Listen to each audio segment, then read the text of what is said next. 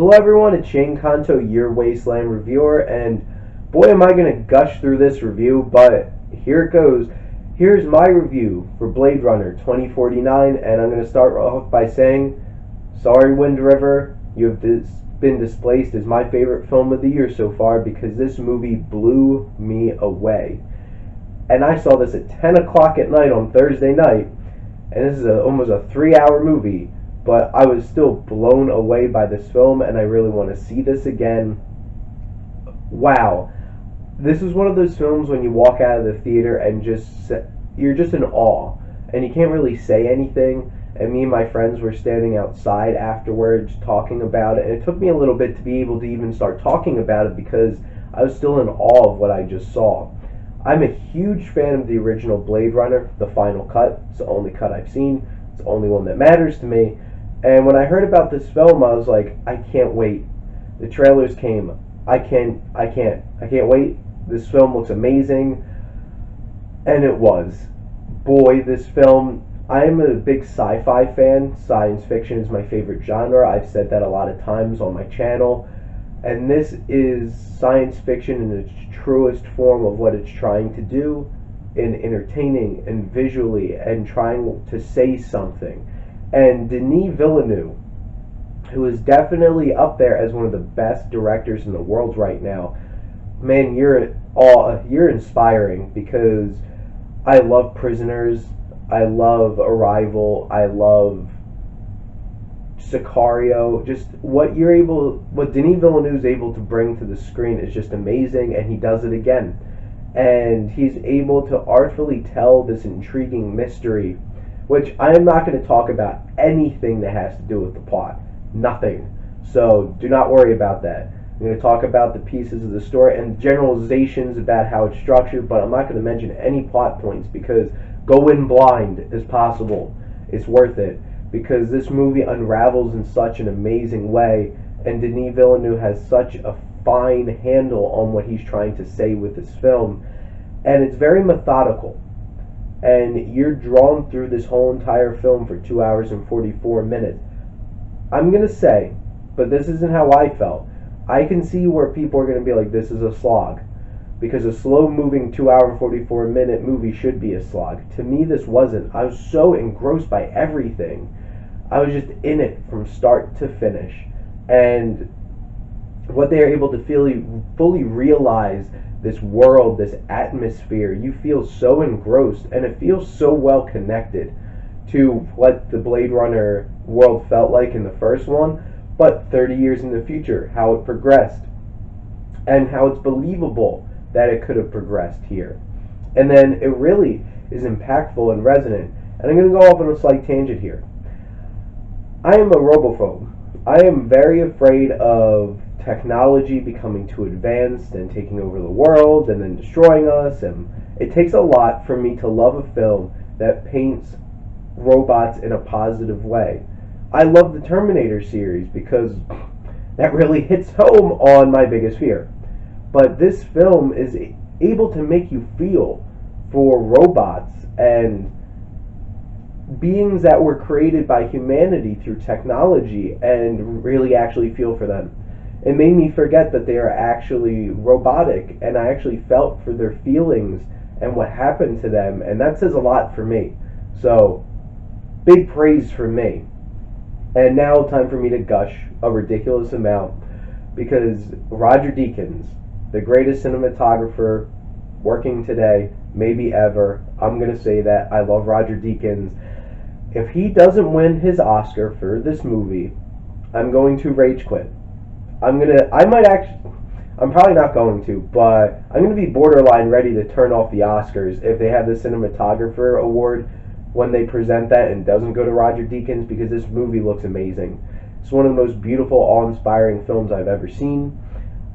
They could have said nothing and I would have been engrossed for 2 hours and 44 minutes because just how beautiful this film looks and how amazing it looks, and how I gave this kind of praise to It Comes at Night earlier this year, where it's like you could just take those frames out. I would fill my room and my office at work with just shots from this film because how beautiful and amazing looking this film is. The colors, everything, the shots, how it's framed, how everything works so well. And then getting into the writing by Hampton Thatcher and Michael Green. This story is so intriguing and mysterious and unbelievable, and like not like this wouldn't happen, but how they made this story work and how layered and impressive it is, and that's all I'm gonna say. And then we have our characters.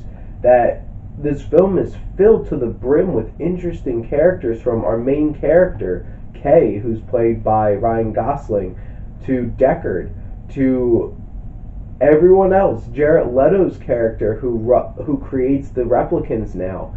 His scenes are so interesting and involving, and the dialogue is so thought-provoking. The things that this film says, not only through words but through visuals, makes you think so much about what it's trying to say and what's true and what's not. What's this film trying to portray to us? And then I could talk about this movie for hours because there's so much to say about humanity and what really makes you human, and is technology, artificial intelligence, worth being able to live a life and really thrive and be allowed to be itself? Or like me, who thinks they should all be destroyed if they get too smart, because then they'll destroy us because they don't need us anymore. And really, like, how unbelievably thought-provoking this film is fantastic. And then, so I originally heard Johan Johansson was going to be doing the score for this film because he does all of Denis Villeneuve's scores. I didn't realize they replaced him until a couple weeks ago. And he got replaced by Benjamin Wallfisch and Hans Zimmer. And I'm like, oh God, bring it. Because when Hans Zimmer comes in and does a score, you know that score is going to be intense. And you're going to get all the whomp that you're ever going to want in any kind of film. This soundtrack, I am going to buy on vinyl for my record player that sits right next to me, because the original score of the original Blade Runner is so amazing by Vangelis, and it feels so atmospheric and creepy and beautiful all at the same time. It really fits this future cyberpunk world. And then take that and turn it up to 11, because then you have Hans Zimmer, and how intense this score gets. Even in the credits, I kind of wanted to sit around in the credits just to hear what more music that they had. And that was really cool. And that music shot through you and penetrated you, and just like, holy crap, this music. And then the acting. Ryan Gosling is the star. He really stands out, and he does an amazing job carrying this film. You have all these other roles played by Robin Wright and Harrison Ford and Dave Bautista, and all the great work they do. But the real standouts of the supporting cast: Ana de Armas, who plays Kay's love interest, and that's all I'm going to say, but she did a fantastic job. Sylvia Hoeks, who plays the enforcer woman that you see in the trailer, who's chasing after Kay and Deckard. She's intense and powerful, and I was like, damn, I want to see you in more films. And then Jared Leto. I'm just going to say he is not in this film that much. That's all I'm going to say. But when he is, you cannot take your eyes off of him, because what he's able to do and how creepy and unnerving he is, even from Happy Birthday, what you get from the trailer, is just so eerie, and just what he brings to this film is so impressive. And my final thoughts, this has all the it factor you could ever ask for in a film. This is most awe-inspiring film I've seen this year, and in the truest sense, where I could not even express how I felt sitting there when that movie ended. And if you couldn't guess, I'm going to give Blade Runner 2049 an A+.